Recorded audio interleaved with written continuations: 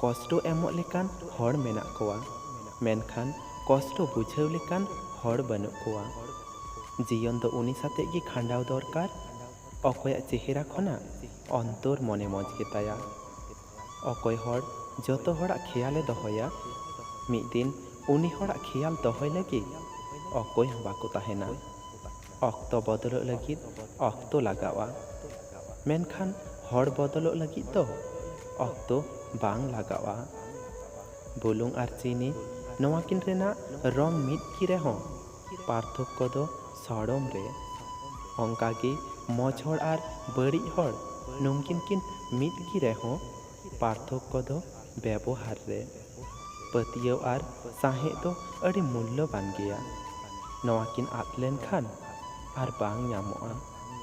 मिदटांग सुख हर सारा जीवन बाय लांदा अचो दाड़ेवाया, मेनखान मिदटांग दुख हर सारा जीवने रा अचो दाड़ेयाया।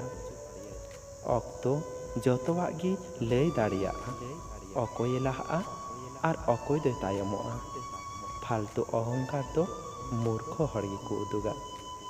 जीवन रे अकय को संगे ᱧᱟᱯᱟᱢᱚᱜᱼᱟᱢ अनाय ठिका अक्तो, अकय को संगे सागैयेम दहया अनाय ठिका आमाग मन, आर अकय को आमको दिशा दहमेया अनाय ठिका आमाग व्यवहार।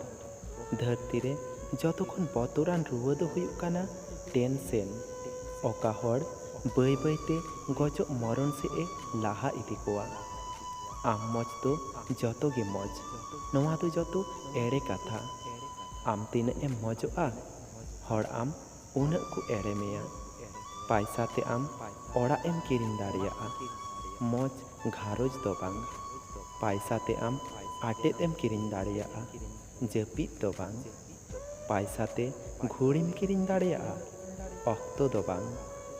आर पैसा ते आम पुथीम किरिंग दाड़ेयागा, सिकनत दो बांग। इका दो उनी की इकायेम अकये बड़िज आकादा, उनी दो बांग अकये बेईमानी आकादा।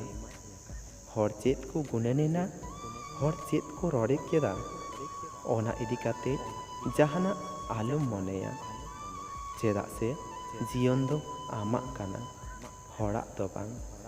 तो फ्रेंड भिडियो मज पे बुझाव लखाय मिदटांग लाइक तबुन पे आर नावा नावा नोकान मोटिवेशनल भिडियो नाम लगी नवा चैनल सब्सक्राइब तबुन पे।